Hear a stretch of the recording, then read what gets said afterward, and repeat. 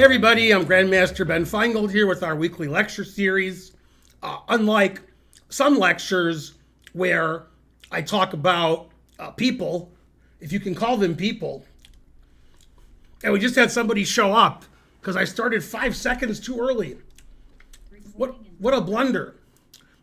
Anyway, as I was saying, unlike some of my lectures which are about people, like recently I did a lecture on Vasily Ivanchuk, also known as Vasil.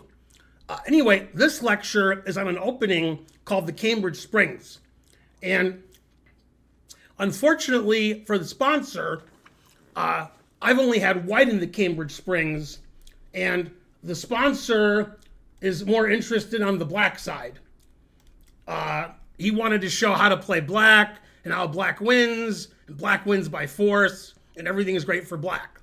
So we're going to do that because the sponsor is the sponsor. But my personal experience, I've had white in the Cambridge Springs.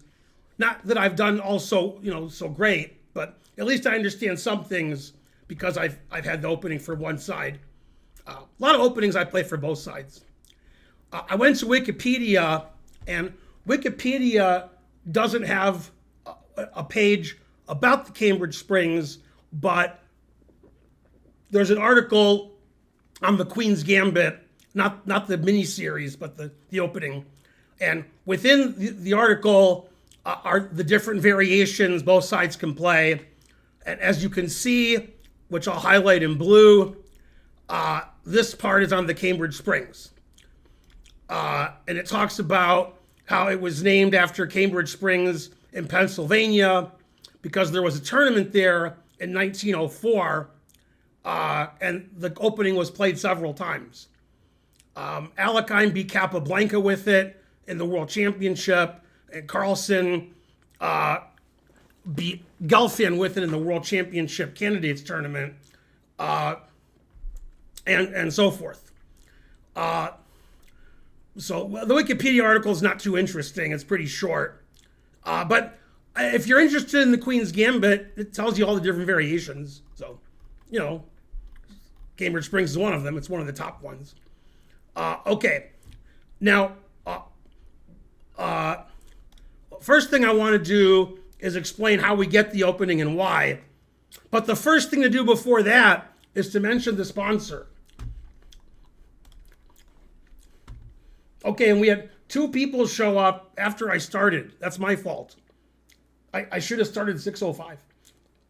Okay. So the sponsor is Philip Bem. I'm probably mispronouncing both names, which is very funny, because those names are my names. And unfortunately, I signed up for these campaign emails for like Democrats or Republicans, I can't remember because I'm old. And I misspelled my own name. So I often get emails that say, "Hi, Bem," B-E-M, because I pushed M instead of N and didn't notice it when I put my name in. So whenever I see "Hi, Bem," I know it's for like, some political ad because I misspelled the name on some form I filled out. And his first name is Philip, and that's actually my middle name, although he spells it a lot differently than I do. And by a lot differently, not much differently. He spells it F-I-L-I-P, and I spell mine P-H-I-L-I-P. Although I never write Philip, because I never write my middle name. There's a hotel chain, which I'm a member of, which I never go to, and they think my first name is Philip. So I get emails, "Hi, Philip," and I guess when I filled it out, I didn't fill it out right. I don't know.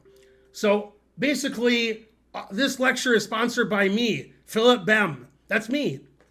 Okay, I'm Philip Bem, although I'm Ben Philip. So if you ever see my name, Ben P. Finegold, you know what the P stands for. Okay, it stands for Cambridge Springs.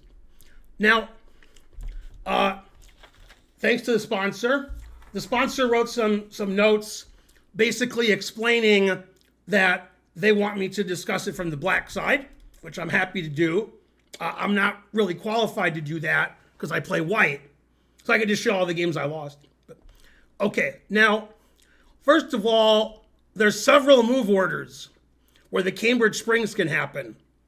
The move order that I thought was the main move order, that's what Wikipedia says is the main move order. So probably it's the main move order. But it's the Queen's Gambit. Already this game, which I'm looking at, isn't the main move order. I'm going to show you the main move order. D5, C4. Black can play C6 or E6. It's much more likely if black plays the Cambridge Springs that black will play E6. Okay, then knight F3 and knight C3 are interchangeable. I don't even know which one is more common now, but I play knight C3. Okay, then black can play C6 or knight F6. Black plays both. It's more likely they'll play knight F6 first. Okay, bishop G5. Again, black can play knight BD7 or C6. Black has to play both for it to be a Cambridge Springs. Knight BD7 is more common. Knight BD7 is more important because this is a famous opening trap. On Wikipedia, there's a name for it. I've never heard a name for it. I've seen the trap 1 billion times, but I didn't know it had a name. They call it the elephant trap. I don't know why it's called that. But, okay, so you'll notice, or you won't, that this knight is pinned.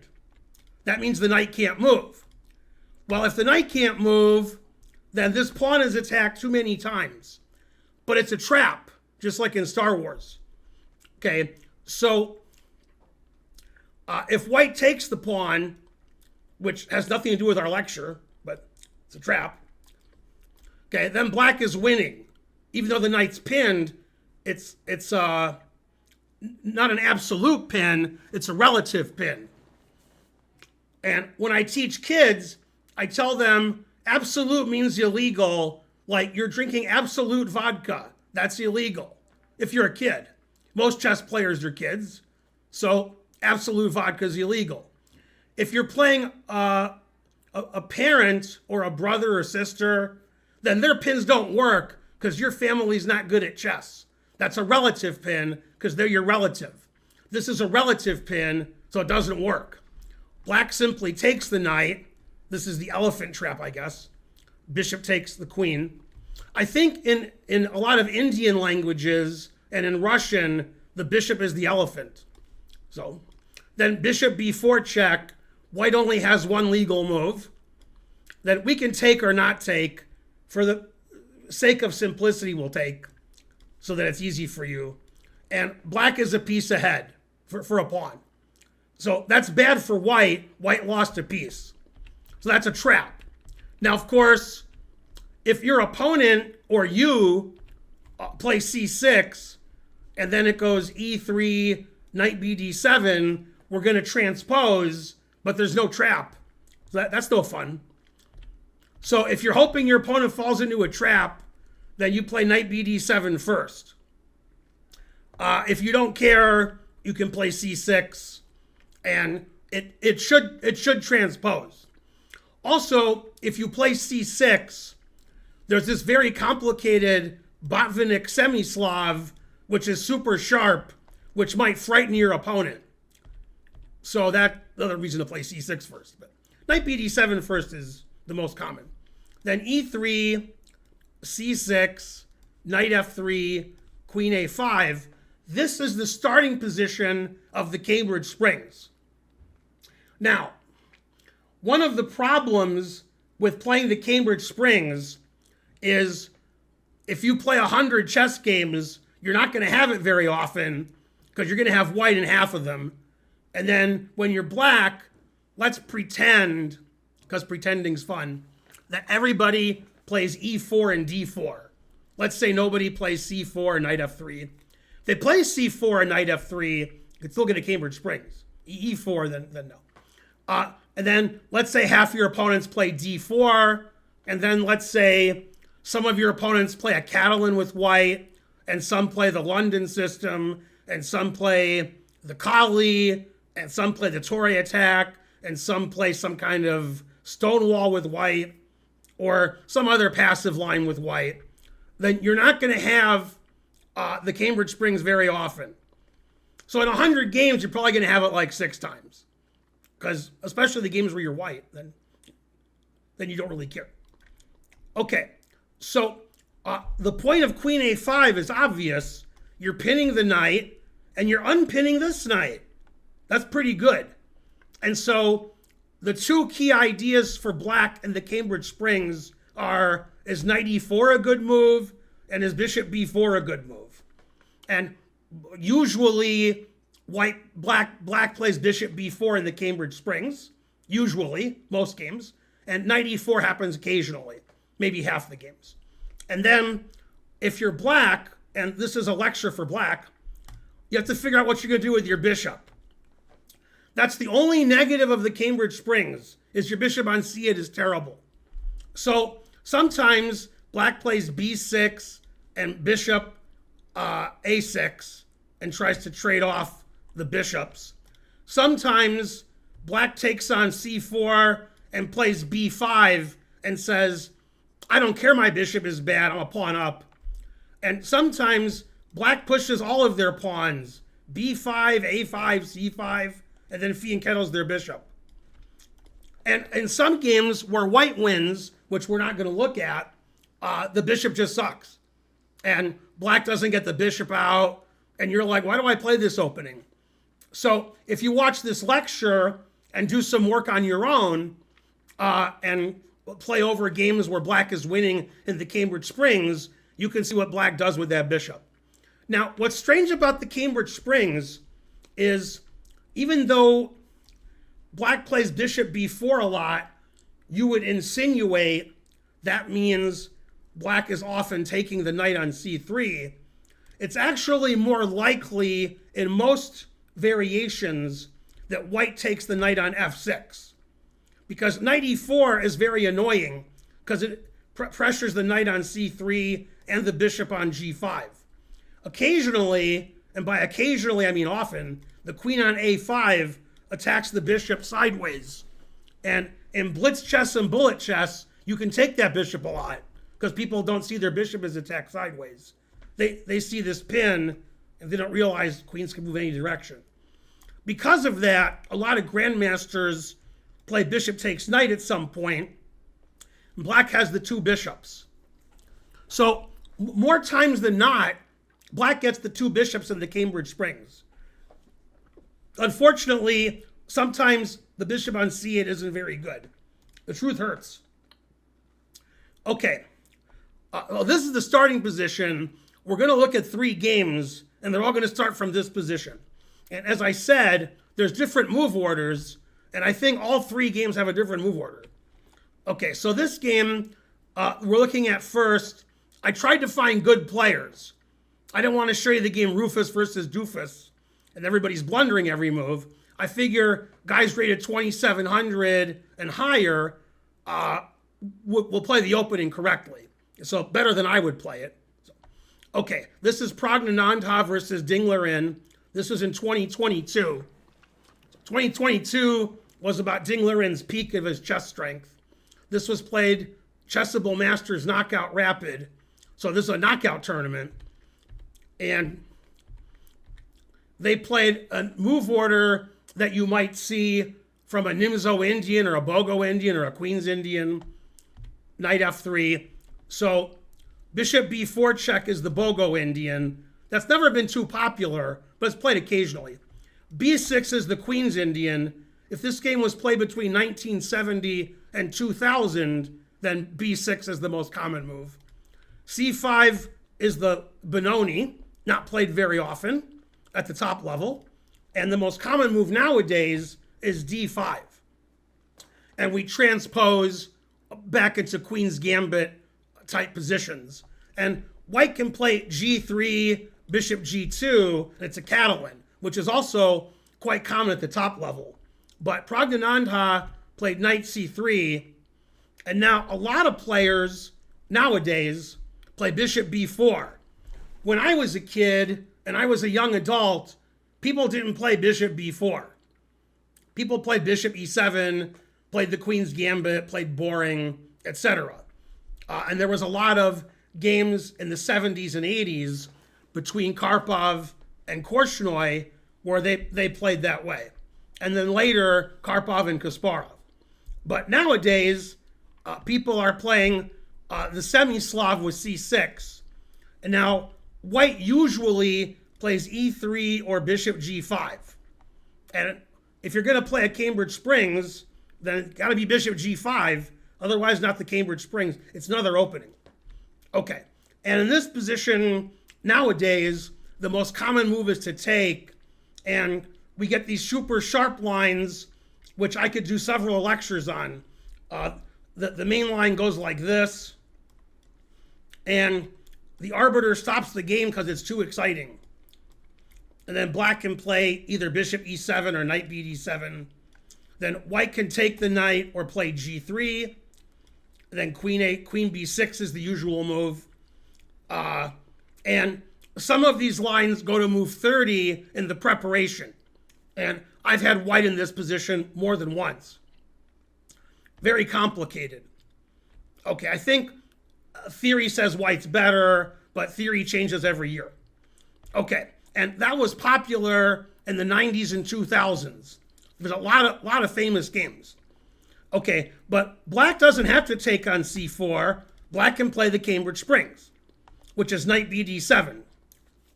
And black's not going to play bishop e7, which you would typically play in a queen's gambit, because when black plays queen a5, usually his bishop's going to go to b4. So e3, queen a5, and this is the starting position of the Cambridge Springs, just from an unusual move order. Okay, and when I'm white in this position, I play knight to d2. That's what I play. When Kasparov is white, in his many Cambridge Spring games, he takes, and plays queen d2. Okay, and I found with people rated 27, 2800, I found an example of one. I found an example of another one, another opening, the same, the ones I showed you. And then I found a third choice, which I didn't know about. So I figure I'll show you that one too. So you're not going to see the same way to play more than once. I'm going to show you 3 different ways white can play. And black was successful against all 3. Okay, so Praggnanandhaa played c takes d5. That's what Kasparov played in the 80s and 90s. Typically involves a pawn sacrifice, but he didn't sacrifice a pawn. So knight takes. And I wanted to talk about something very interesting. It's interesting to me. You may fall asleep and somebody has to nudge you awake, wake you up during the lecture so you don't miss anything. Okay, so I was playing in a round robin GM tournament in Texas. And I prepared for my opponent, and I had white. And my opponent played the a6 Slav. Okay, the Chebelinsk, something, some kind of Cheba something. Okay, I call it the a6 Slav because I can't pronounce what it's actually called. Now, in this position, which I've had with white 1 billion times, I've played every move. I've taken, I've played c5, I've played e3, I've played a4, and so forth. For this game, I prepared a4 for the game that I'm showing you. Okay, and then I analyzed this.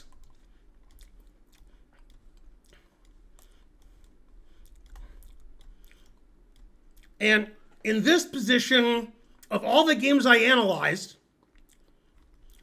black played e takes d5. Okay, and that's fine. And then I thought to myself, because I'm a grandmaster, and I was like, wait a minute. This is the Cambridge Springs with the addition of the moves a4 and a6. Otherwise, it's a Cambridge Springs. It's a million grandmaster games. In those million grandmaster games, black plays knight takes d5 with the pawns on a2 and a7 in the Cambridge Springs. So I was playing a guy in the GM tournament, and I was expecting e takes d5 because that's every game I looked at. And he played knight takes d5. And I said, nobody plays knight takes d5. Why not? And then I said, this is a Cambridge Springs with the addition of these moves. In the Cambridge Springs, everybody plays knight takes d5. And the reason is very funny.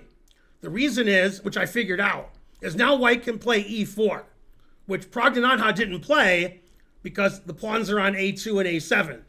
With white's pawn on a4, e4 actually makes sense now. And in this position, black's supposed to play knight f6. And my opponent played queen takes c3 check, and I played bishop d2. And in this position, if the pawns were on a2 and a7, black would play queen a3, and then that's it. Black's queen is fine. But in this position, black can't play queen a3 because my pawn's on a4, so my rook is defending a3, so he has to play queen b2. That's a little riskier. And I actually won this game in like 15 moves or less. I attacked his queen, and then I played a5, and he made the losing move. He should play queen e7. The engine says white's better, because even though white's down a pawn, white has a lead in development. Black's bishop on c8's no good. White has the big center. White's rook is really good. Okay, he played c5 to attack my center, and now white's winning immediately. And I've shown this puzzle to 1 million people. Nobody can solve it. So I'm not surprised my opponent missed it. White wins by attacking the queen, and then the queen has to go here. That's because he played c5. His queen can't go back. Then bishop c4 threatens rook a2. And the only defense to rook a2 is to resign. You can't stop rook a2.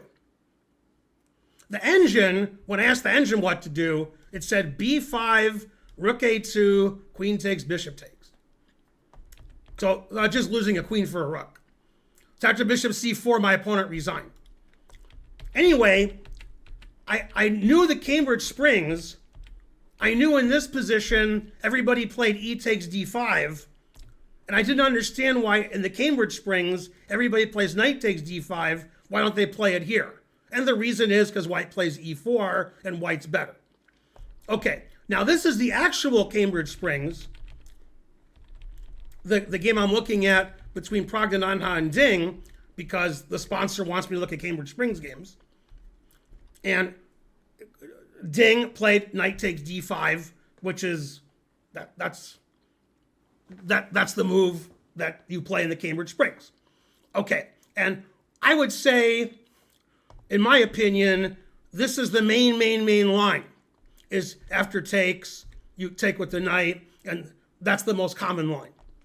Okay, now the c3 knight is attacked, so queen d2 is the most common. Makes sense.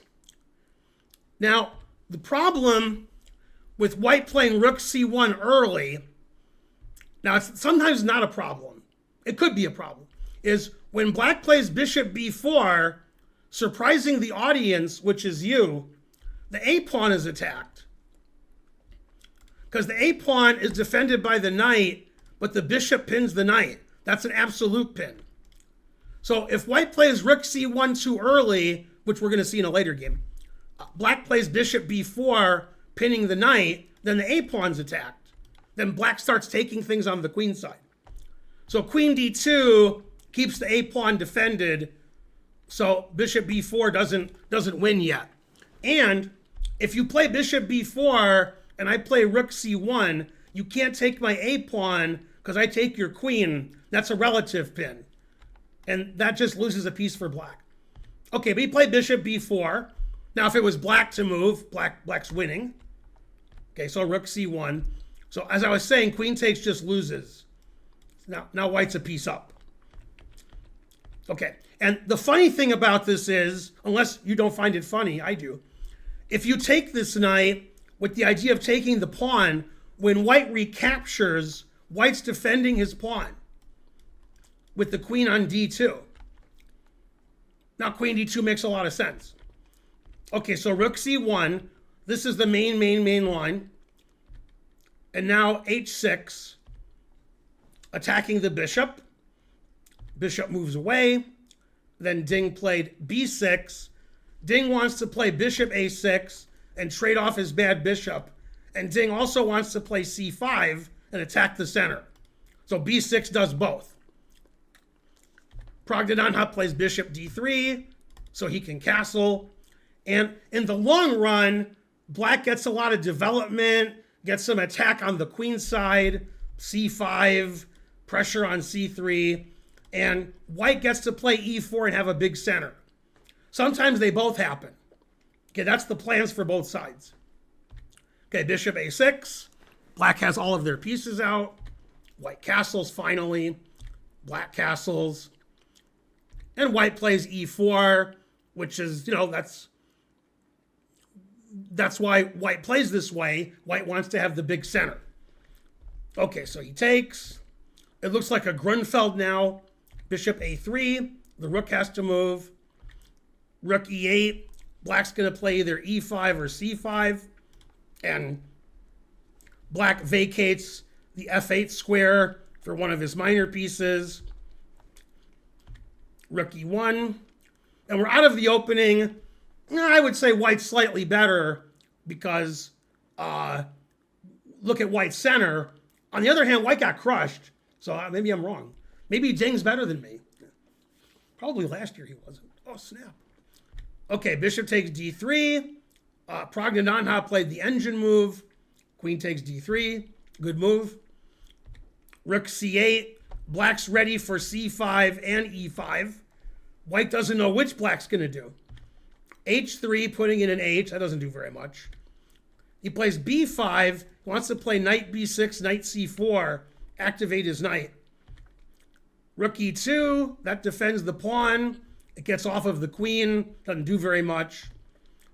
Queen a4. Now black can play a5. The queen's on the rook. Rook has to be careful. Rook is careful. Bishop f8. Always play bishop f8. And then white was getting tired of doing nothing, so white played g4. Sometimes you get tired of doing nothing. Okay, and when the guy attacks on the flank, you counterattack in the center, c5, d5, white gets a passed d-pawn, c4, b4, and again, it reminds me of a Grunfeld because of what white's doing, e4, d4, d5, black's pushing on the queen side. Usually, black's bishop is on g7 in the Grunfeld. Here it's on f8. It's similar. Takes, takes. Notice the queen's defending the knight on d7. White got rid of his passed pawn. White wants to trade queens because black's getting too advanced here. That gets rid of white's kingside attack. Now black's winning on the queen side. Black's a pawn ahead. And white doesn't really have compensation. Black just has a passed pawn. The white's got nothing. I guess white should take this knight because the bishop's not very good and the knight's getting good on d5. But he played knight e2, played passively. And black's a pawn up and black has a more active game. So the game didn't take very long.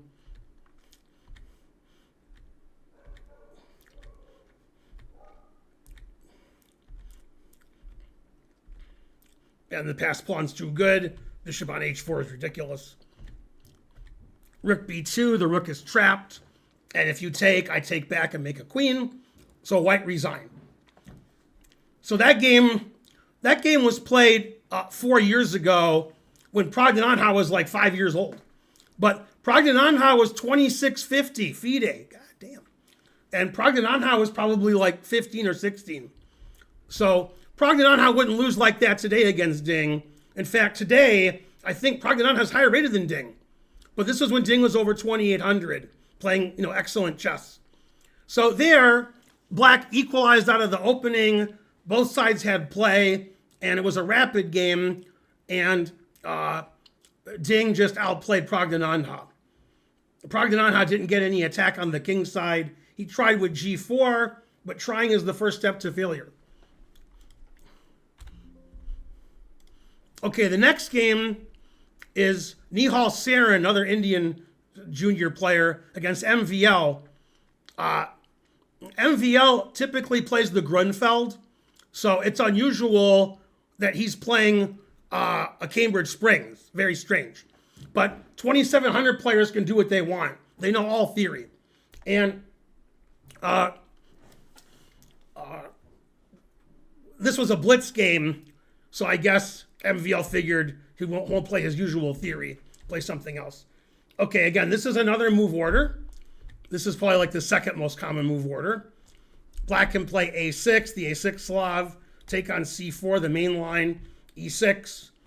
Again, black could play d takes c4, which is very much an MVL style.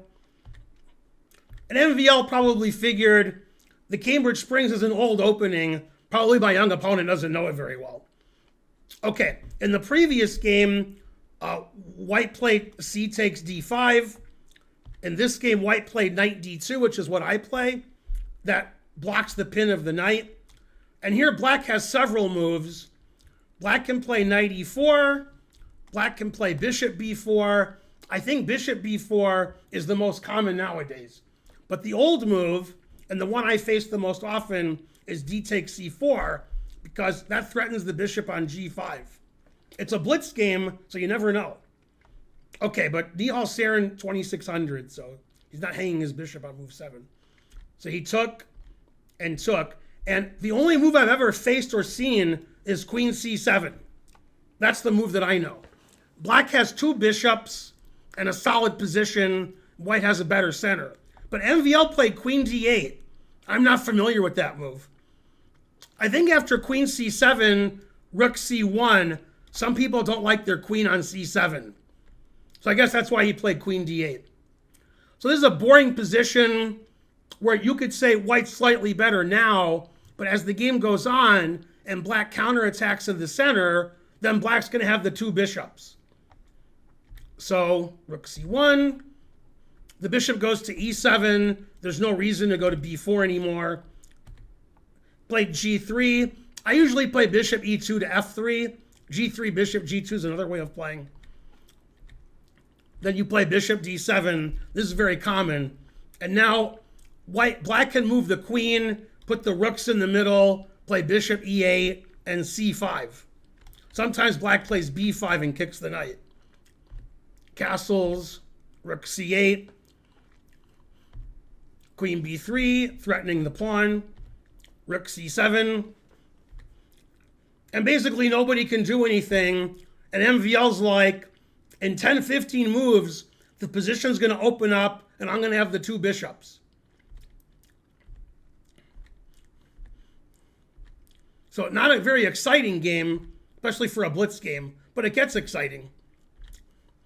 Okay, and MVL wants to play c5. And he does. Usually when black gets c5 in and white doesn't do anything about it, and then black's equalized. But, of course, black can be better because black has two bishops. So white messes up the pawn structure, but black still has two bishops. Black has an excellent rook. And if this was a slow game, I think the game would end in a draw with, probably MVL pressing, because this game was played 6 years ago. Nihal Sarin was probably like 14 years old. So, he's not trying to beat MVL. Although he is trying to beat MVL, but more importantly, MVL's trying to beat Sarin. Okay, and black gets lots of pawns advanced on the king side. MVL pushes all of his pawns and has two bishops. Obviously, black is the one playing for the advantage here. Finally, the two bishops go away. Should be a draw, I think. Always play bishop f8. And in these positions, was short of time, Sarin was blundering. But this is already pretty risky. The knight's on d5, and it can't move. So, black's going to play king e6. So the knight looks good, but it's not. We need a pawn to protect it or something. So he played e4, and MVL said, I'll take that. And then Nihal Sarin said, I'm young, I have tricks. And what did MVL say? Tricks are for kids. King e6, and MVL is like, show me your tricks. I don't see any tricks. Looks like you're losing your knight. If you move your knight, I'll take your rook. Played knight f4 check, confusing the audience. MVL played king f5, and all of white's pieces are hanging, especially the knight. You can't move the knight because rook takes rook on d3, and king takes rook is also threatened. All three of white's pieces are attacked. There's nothing you can do. So he traded. Now his knight's attacked and his rook's attacked. And instead of resigning or giving up his knight, he lost his rook. I think he forgot his rook was attacked. I don't think he would play knight d5, allowing king takes rook, and then be like, oh, I think he just didn't see king takes rook. And then he resigned. So black equalized pretty comfortably that game, got the two bishops, didn't do very much, and then in time trouble, Nihal lost all his pieces. Now, if this game was played today, then the reverse would happen.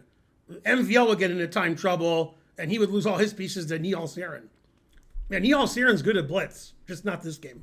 But typically, Nihal Sarin's really good at blitz. Okay, this is a funny position. All of white's pieces are hanging.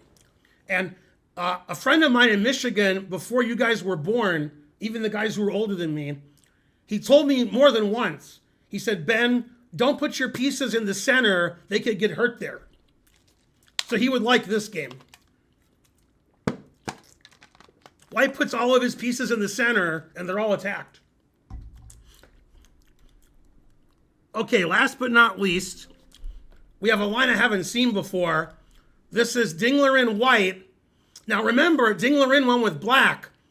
So Liren knows the Cambridge Springs. He played it with black and he won. Now he's playing it with white and he loses. And he's playing Mamedyarov. Mamedyarov not very strong. I have a perfect score against him. Terrible. 1 out of 1. Okay, Mamedyarov, when I played him, was 5th in the world. Now this game will confuse the audience because this is a blindfold game. As Mamedyarov doesn't play the Cambridge Springs, but maybe in blindfold he didn't know what he was doing. So he just played the Cambridge Springs. Okay, this is the same move order as the MVL game. We haven't seen the main move order yet, just these side move orders. Okay, now Ding played something I don't know.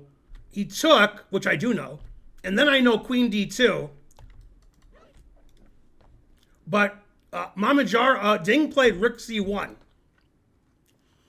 And I think if black wants to, black can take on a2, and white has compensation.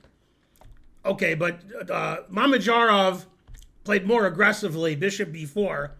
Now queen d2 transposes to the previous game, but he played a3. Okay, now it's too complicated. So this is a blindfold game. I already forget where everything is. I'm looking at it and I can't see. I've never seen this line for white. Ding must know it because Ding plays this line with black. So this must be something maybe he's afraid of. So he played it with white. Then black gets a choice of which pawn to take. Although if you take on c3, queen d2 seems to win. So that's probably a bad idea. So he played h6, attacking the bishop. And then he played b6. Mamedyarov did. Trade his bishops. He doesn't care about this a pawn. That wastes too much time. Queen b3, defending everything. Castles. Knight d2. The knight wants to go to c4. So b5, Mamedyarov says, you can't play knight c4. Even if you're blindfold, you see b5 defend c4. Bishop e2, c5, sacrificing the b pawn. And in a blindfold game, this is too complicated. You have to analyze bishop takes b5, rook b8. That seems pretty good for black. That seems too dangerous. Queen takes b5. I can take on a3, and I'm threatening the c3, the c1 rook, the c3 pawn. So he just castled. He didn't want to calculate all that nonsense. C takes. If you take with the c pawn, queen takes knight. So he takes back. Now this pawn's weak. bishop a6. So black has a great knight on d5. White has the two bishops. But black got to play c5 and trade his c pawn off. Now he has the half-open c file. White has these weak pawns. So I would say Mamedyarov has at least equalized out of the opening. Bishop f3, threatening the d5. Knight b6.